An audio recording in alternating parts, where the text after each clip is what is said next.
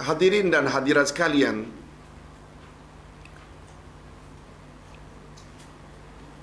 kita boleh mengajar seseorang bukan motif agar orang itu amalkan. Kita dedahkan sesuatu ilmu agar orang tersebut menjauhkan dari ilmu itu. Mengajar, malaikat mengajar kepada Sulaiman sihir bukan supaya diamalkan, bukan supaya didalami, tapi nak beritahu Sulaiman bahawa sihir membawa kufur. Fala takfur. Jadi dalam ayat 102 itu, jangan kamu jadi kufur. Maknanya malaikat melarang mempelajari ilmu sihir.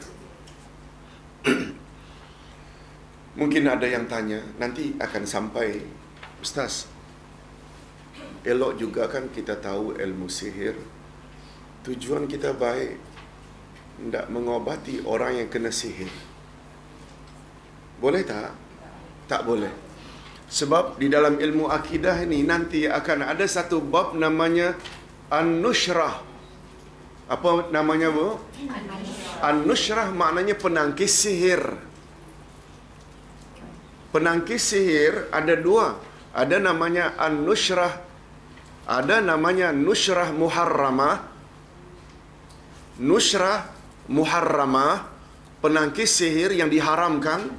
Ada namanya Nushrah Jaizah, penangkis sihir yang dibolehkan. Apa dia penangkis sihir yang diharamkan, Ustaz? Merawat sihir dengan sihir pula. Tidak menghilangkan sihir dengan sihir pula. Kita balas sihir orang. Hukumnya apa, Bu? Nah, yang dibolehkan Nushrah Jaizah, iaitu dengan ruqiyah, iaitu membaca ayat-ayat Quran, doa-doa yang diajar oleh Nabi, jampi-jampi, walau dalam bahasa kita yang tidak ada unsur-unsur sihir, syirik di dalamnya, itu namanya nushrah yang dibolehkan. Jadi tidak boleh dengan alasan untuk merawat orang yang kena sihir. Tidak. Ingat selalu ibu-ibu, Islam tidak setuju dengan teori matlamat menghalalkan cara. Teori apa namanya itu? Teori Machiavelli, Robin Hood. Teori Robin Hood. Yang lebih dikenal teori Machiavelli. Itu teori komunis. Komunis. Matlamat baik, segala cara boleh. Tak, Islam tak. Baik. Yang kedua, mendatangi tukang sihir dan membenarkan ramalannya berarti kufur terhadap ajaran yang dibawa oleh Nabi Muhammad sallallahu alaihi wasallam. Ibu-ibu, bila Nabi katakan siapa yang mendatangi tukang sihir hukumnya kufur, ada unsur haram tak di situ? Ada tak? Ada. Untuk pengetahuan ibu-ibu, bila sesuatu itu dihukumkan haram, mesti ada perkataan haram ke? Tak. Seperti umpamanya orang yang memberi rasuah dan menerima rasuah. Tunjukkan padaku satu ayat Quran atau hadis Nabi mengatakan rasuah haram. Memang kita tak jumpa.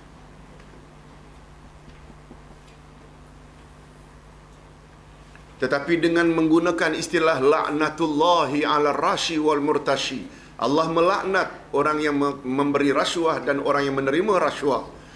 Penggunaan istilah laknat itu mengandung makna haram. Atau Allah gunakan istilah tidak akan masuk syurga, itu juga haram. Tak ada kata haram pun. La yadkhulul jannah qati'ur rahim, tak akan masuk syurga orang yang memutuskan silaturahim. Memutuskan silaturahim tak disebut haram pun, tapi dengan isyarat memutuskan silaturahim, orang itu tak akan masuk syurga. Dah mengandung makna apa? Haram lah itu. Begitu juga apabila mendatangi tukang sihir, lalu hukumnya kufur. Kufur ni, perkara besar. Dia membawa kepada natijah hukum haram. Baik, yang ketiga kata Al-Hafiz Ibnu Hajar Al-Asqalani, tidak seorang pun di kalangan para sahabat yang mempelajari ilmu sihir. Ibu-ibu, betul tak para sahabat adalah teladan kita? Mengapa para sahabat dari kalangan Muhajirin dan Ansar jadi teladan, contoh, role model kita? Mengapa, Bu? Karena mereka sahabat Nabi, mereka lah orang-orang atau generasi yang Nabi pernah recommend sebagai generasi terbaik. Kan ada khairun nasi qarni, summal ladzina yalunahum, summal ladzina yalunahum. Manusia paling baik, manusia yang hidup sekurun denganku, kemudian kurun berikutnya, kemudian kurun berikutnya. Akhirnya para ulama mengambil kesimpulan 3 kurun pertama adalah 3 kurun terbaik. Kemudian firman Allah mengisyaratkan pada ayat 100 surat At-Taubah. Tolong ikuti. As-sabiquna al-awwalun minal muhajirin wal ansar walladzina tabauhum biihsan radhiyallahu anhum wa radu an. Orang-orang dahulu dari kalangan Muhajirin dan Ansar dan orang-orang yang mengikuti mereka dengan baik, Allah redha pada mereka, mereka pun redha pada Allah. Allah masukkan mereka ke dalam syurga yang mengalir di bawahnya sungai-sungai. Mereka kekal abadi selama-lamanya. Yang demikian itulah kemenangan yang besar. Berapa golongan confirm dapat redha Allah dan masuk syurga? Berapa golongan? 3. Siapa mereka? Muhajirin lagi, Ansar lagi. Orang-orang yang mengikuti mereka, siapa mereka? Muhajirin dan Ansar. Betul tak Muhajirin dan Ansar adalah sahabat? Tak jadi Muhajirin, tak mungkin kita bukan orang Mekah yang pindah ke Madinah. Tak masuk jadi orang Ansar tak boleh sebab kita orang Selangor. Sebab Ansar orang Madinah.